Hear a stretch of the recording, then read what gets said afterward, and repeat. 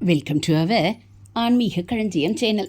இன்றைக்கி நம்ம நவராத்திரி 3ஆம் நாள் வழிபாடு, அதனுடைய கதை அனைத்தையும் தெரிந்து கொள்ளலாம். அம்பிகையை இன்று வாராகியாக அலங்கரிக்க வேண்டும். பன்றி முகம் கொண்ட இவளை வழிபட்டால் பகைவர் பயம் நீங்கும். குலோத்துங்க பாண்டியன் ஆட்சி காலத்தில் முதியவர் ஒருவர் வாழ்வித்தை கற்பித்து வந்தார். அவரிடம் படித்த சித்தன் என்ற மாணவன் தானும் வித்தை கற்பிக்கும் ஆசிரியர் ஆனான். ஒழுக்கமற்ற அவன் ஒரு நாள் குரு பத்தினியின் கையை பிடித்து இழுத்தான். அவளோ சித்தனை வெளியே தள்ளி கதவை தாளிட்டு கொண்டாள். சிவனிடம் முறையிட்டு அழுதாள். சிவன் அவளை காக்க குருவின் வடிவில் புறப்பட்டார். சித்தனுடன் வாழ்போர் புரிந்து அவனுடைய அங்கங்களை வெட்டி வீழ்த்தினார். இதை அறிந்த மாணிக்கமாலை தன் கணவர் அவ்வாறு செய்ய வாய்ப்பில்லை, அவர் கோயிலுக்கு சென்றிருக்கிறார் என மறுத்தாள். வழிபாடு முடித்து வந்த குரு இந்த அற்புதத்தை நிகழ்த்தியது சிவனே என உணர்ந்தார். மன்னன் அத்தம்பதியை யானை மீது அமர்த்தி நகரை வலம் வரச் செய்தான். மதுரை மீனாட்சி பாணனுக்கு அங்கம் வெட்டிய கோலத்தில் காட்சியளிக்கிறாள். இதை தரிசித்தால் பெண்களுக்கு பாதுகாப்பு கிடைக்கும்.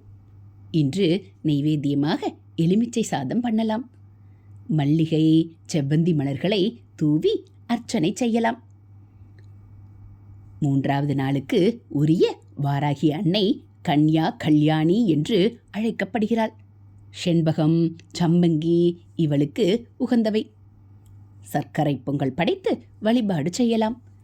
தேவி மகாத்மியத்தில் சொல்லப்பட்டிருக்கும் நவராத்திரி விரதம் உருவானதற்கான புராண கதையை தெரிந்து கொள்ளலாம். சும்பன், நிசும்பன் என்ற அண்ணன் தம்பி இருவரும் அரக்கர்கள். அவர்களது அக்கிரம ஆட்சி தாங்காமல் மக்கள் தவித்திருந்தனர். இந்த அரக்கர்களை எப்படியாவது அழித்து மக்களை காப்பாற்ற வேண்டும் என சிவன், விஷ்ணு, பிரம்மா மும்மூர்த்திகளிடமும் தேவர்கள் முறையிட்டனர். மும்மூர்த்திகளும் மகாசக்தியை தோற்றுவித்து அவளுக்கு தங்களது சக்தியையும் ஆயுதங்களையும் வாகனங்களையும் அளித்தனர். தேவி அழகிய பெண் உருவம் எடுத்து பூலோகத்திற்கு வந்தாள். அரக்கர்களின் வேலையாட்கள் சண்டன், முண்டன் என்ற இருவரும் இந்த அழகு பதுமையான மகாசக்தியை பார்த்ததும் தங்களது ராஜாக்களுக்கு ஏற்றவள் இவள் என முடிவு செய்து தேவியிடம் தங்களது ராஜாக்களில் ஒருவரை திருமணம் செய்து கொள்ளும்படி வற்புறுத்தினர். அப்போது தேவி தான் ஒரு சபதம் செய்திருப்பதாக கூறி, யார் என்னை போரில் வெல்கின்றனரோ அவர்களைத்தான் மணப்பேன் என்று சொன்னாள். அதற்கு சண்டனும் முண்டனும், தேவர்கள், அசுரர்கள் எல்லாருமே எங்கள் ராஜாக்களுக்கு அடிமை, பெண்ணான நீ எம்மாத்திரம் என்று தேவியை எங்களுடன் வா என்று அழைத்தனர். அதற்கு தேவி, தெரிந்தோ தெரியாமலோ சபதம் செய்து விட்டேன், நீ போய் ராஜாவிடம் சொல், அவர்கள் எப்படி சொல்கின்றனரோ அப்படியே நடக்கட்டும் என்றாள். இதை சும்பன் நிசும்பனிடம் சொன்னதும் இருவரும் ஒவ்வொரு அசுரர்களாக அனுப்பினர். அவர்கள் எல்லாரையும் அழித்தாள் தேவி. அதில் இரத்தபீஜன் என்று ஒரு அரக்கன். இவன் கடும் தவம் செய்து ஒரு வரம் பெற்றிருந்தான். இவன் உடம்பிலிருந்து விழும் ஒவ்வொரு சொட்டு இரத்தத்திலிருந்தும் மீண்டும் ஒரு இரத்த பீஜன் தோன்றுவான். அவனும் இரத்த பீஜன் போலவே ஆற்றலுடன் இருப்பான். இரத்த பீஜனை தேவி அழிக்க துவங்கி கீழே விழும் ஒவ்வொரு துளி இரத்தத்திலும் ஒரு இரத்த பீஜன் தோன்றினான். அதனால் உலகமே இரத்த பீஜர்களால் நிறைந்தது. உடனே தேவி தன்னிடம் உள்ள சாமுண்டி என்ற காளியை வாயை அகலமாக திறந்து இரத்த பீஜனின் உடம்பிலிருந்து விழும் ஒவ்வொரு துளி இரத்தத்தையும் குடிக்க வேண்டும் என்று ஆணையிட்டாள். சாமுண்டியும் தேவியின் கட்டளையை நிறைவேற்றினாள். கடைசியில் இரத்த பீஜன் தன் இரத்தமெல்லாம் வெளியேற சோர்ந்து இறந்து விட்டான். இறுதியில் சும்பன் நிசும்பன்களையும் அழித்து விடுகிறாள் தேவி. முதல் 3 நாட்கள் துர்கா பூஜையின் போது தேவி மலைமகளாக இருந்து இச்சாசக்தியை, அதாவது நமக்குள் இருக்கும் கெட்ட எண்ணங்களை அழிக்கும் தீர்மானத்தை தருகிறாள். 2வது 3 நாட்கள் லக்ஷ்மியாக இருந்து நமக்கு கிரியாசக்தியை, அதாவது வேண்டிய எல்லா செல்வங்களையும் கொடுத்து நம்மை முழு மனிதனாக ஆக்குகிறாள்.